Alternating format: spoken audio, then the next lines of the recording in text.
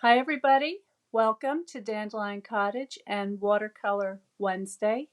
I'm Leslie Watkins.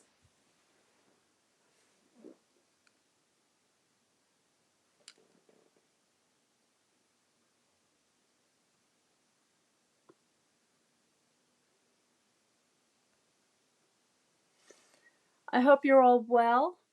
Today while I was out in the garden, I noticed that the zinnias were starting to look kind of spindly, so I trimmed off the tops of them, and I have this beautiful little tussy mussy bouquet that I added some beautiful dark red 9-bark leaves to, and I thought I would paint this today for Watercolor Wednesday. And if you're new to my channel, I do this every Wednesday at 12 noon, and you're more than welcome to join me. Say hello, make a comment below, and share with anybody who you think might be interested in watching a little watercolor demonstration. And I'll also be posting after the video some of the supplies that you could get that I'll be using to create this little watercolor. And when I finish painting the watercolor, I'm going to use it to decorate a greeting card. And it's something that's really quick and easy that you can do, that you can make and send to somebody, let them know that you're thinking about them, just change the whole brighten their day, just make everything so much better. I know that when I get personal mail in my mailbox, it makes me so happy, and I'm sure it does other people as well. So let's get started. So here are my zinnias.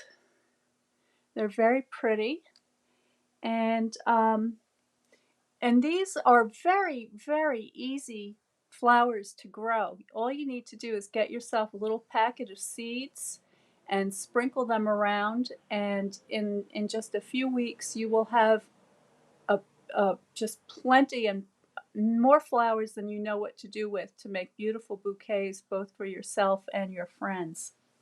And they come in a wide variety of colors, as you can see here, plus there are many more. And they're also great for kids. So if you have children or grandchildren and you'd like to get them out and interacting with nature, this is a fantastic way to do that. And you can also paint the zinnias on your card and enclose a little packet of zinnia seeds to give to somebody as a special gift. So I'm going to be working on hot press watercolor paper today. And this is just a little piece. You could use up your scraps. This is 3 3/4 inches by 5. And for my watercolors, I'm just using yellow, red, and blue. Just 3 colors. That's all. I have a watercolor brush here. This is a number 7. I may switch to a smaller size brush as I get closer to the details. But this is not going to be a very careful study. This is just going to be a decorative kind of wet and wet, spontaneous looking painting. All right, and it's the sort of thing that you can do without a big investment, just your tubed colors and a brush and some paper, and you're good to go. So I'm just checking that I'm live here, and I am. Hey Kelly, hey Ginger, thank you for joining me. I hope you're having a nice day. Ginger, I hope that the air quality is getting better in California. I know that a lot of people across the country are breathing in all sorts of smoke and fumes. It's just not good. I'm going to use my spritzer to moisten my paper just a little bit. Not too much, because I want it to dry fast for the sake of the video. And I'm going to begin sort of wet and wet. So I'm just going to place some spots of color on the paper.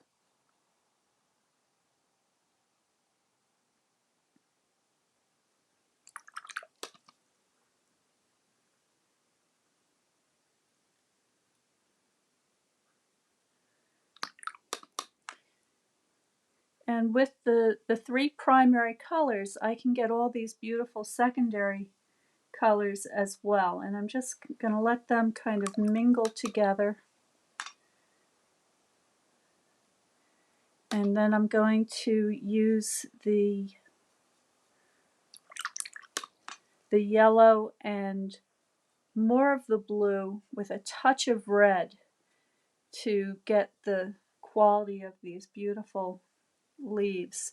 And the shape of these leaves are basically kind of spade shape with a couple of different lobes off to the sides. They have some serrated edges, which are always fun to paint.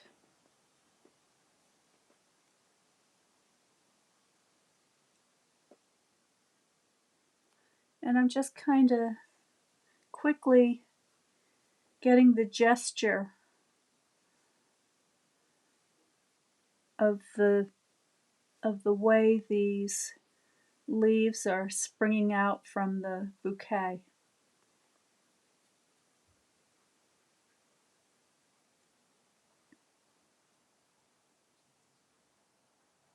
Now also below, I'm going to be posting the July host code, and that's going to be good until the last day of July. And if you are interested in purchasing any of the tools or products that I'm using today, and you use that host code, you will, and place an order of $50 or more, you will receive a gift from me in the mail. And for those of you who are not familiar, the products that I'm offering are some of the best quality paper crafting tools that you can get. So there are adhesives, embellishments, 100% I'm going blank on the word here, but papers that will not crack or deteriorate over time. Sometimes it's hard to paint and talk at the same time. But there is my kind of overall impression. And now I'm going to go back in and start to add some details. So I'm going to get this nice rich red and drop that in there. And I want to reserve a little area for the center of the flower where the yellow stamens are.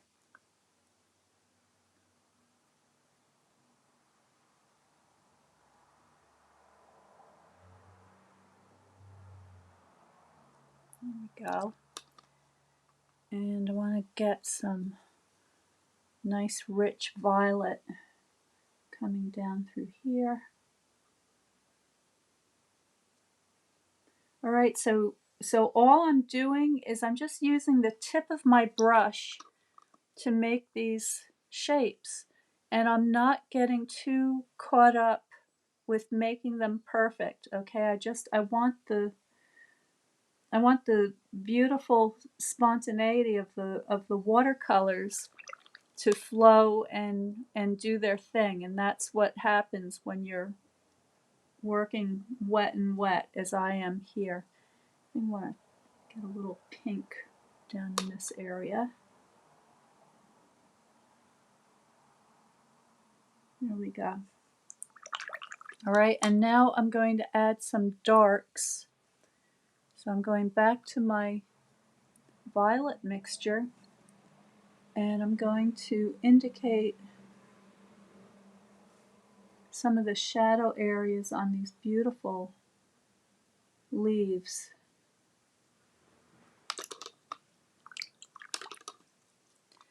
Okay, and then I can take my yellow, get that in the center of my flower here.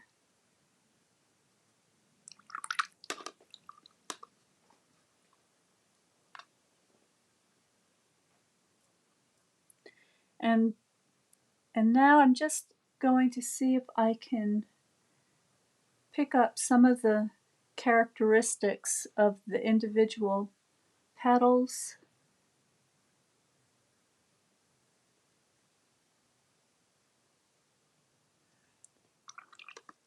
Get the texture on some of these flowers.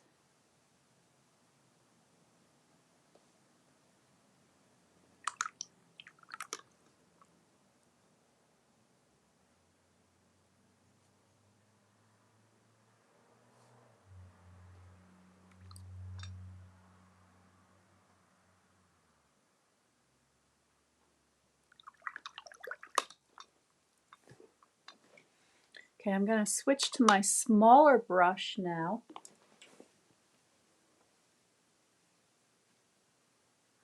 Hi Jocelyn, thanks for joining me. So I have this is a number 4, and these are sable brushes. They're professional quality, and they're more expensive than the synthetic brushes, but you can do so much more with them, and they will last you forever. So if you're on the fence about purchasing a good brush, you won't regret it. It's an excellent investment, and it'll make you happy every time you pick up your brush and begin a painting. At least that's how it makes me feel. Some of these brushes I've had for decades and I'm still using them. All right, so now with this thin brush or smaller brush, I'm going to make some thinner lines, and I'm just indicating some of the pleats on these leaves.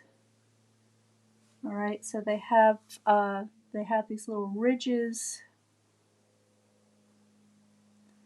and I'm just going to indicate a little bit here and there.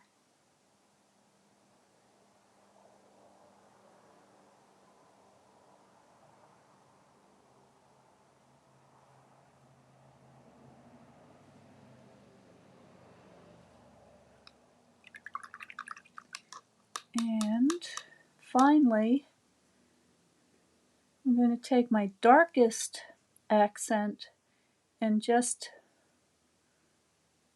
put, let's see if it's dry enough, if this will hold. A little bit. So I'm just putting a little more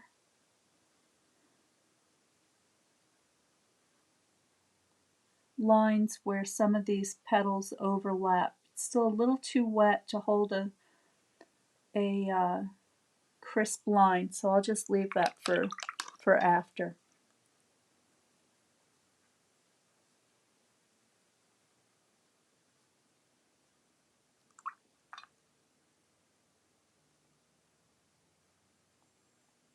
Okay, so that's all I'm going to do for now.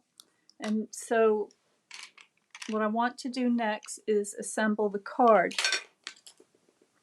So I'll give you a zoom in of the picture so you can see how it looks. Okay, so it's very loose, very abstract, but filled with lots of color. All right. And I have a card base that I've already prepared. And this time I'm using a 4 1/4 by 5 1/2, but I'm going to open it landscape orientation. All right, and then I have this beautiful piece of rich green paper. This is called Early Evergreen. Let me check on that. I'm not sure that I have the name right. I know it's evergreen, but I can't remember. I know you're all probably saying, no, Leslie, it's not early, it's something else. So let me just double check and make sure I'm not giving you misinformation here. Evening evergreen. Okay, and I really like the way this looks with these kind of red tinged leaves. So all I'm going to do is put a little bit of glue around the edges, not too close to the edges, just close enough, and a little bit like so. And this is cut to 4 by 5 1/4. So it's going to give me this lovely 1/8 inch border all around the edge. And I'm using a bone folder to burnish that down well. I want the glue to spread out evenly.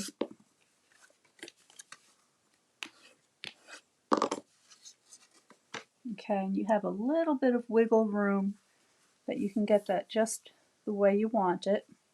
Now I also want to add a sentiment.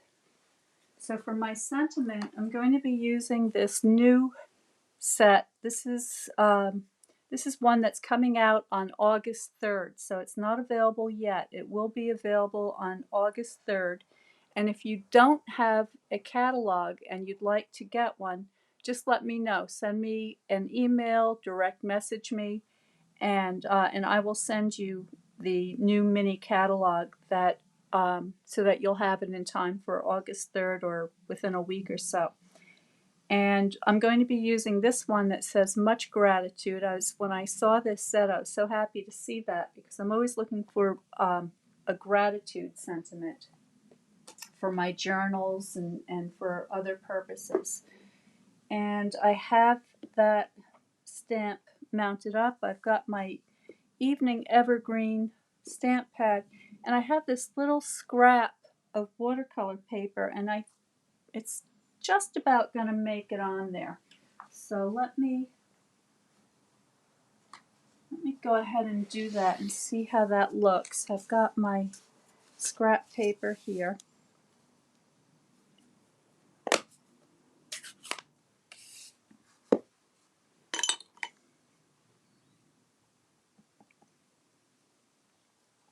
I also really like this style of writing with these long extensions on either side. I think that looks really cool. So I'm going to look down at what I'm doing for my, if I get my head in the way, excuse me.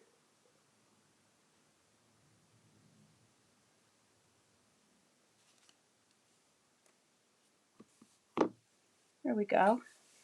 It's not bad.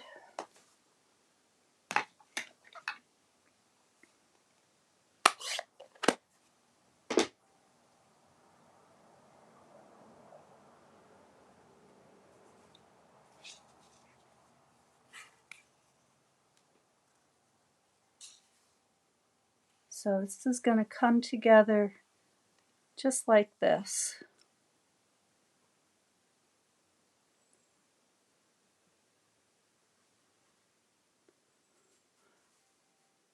All right, so thank you so much for joining me today.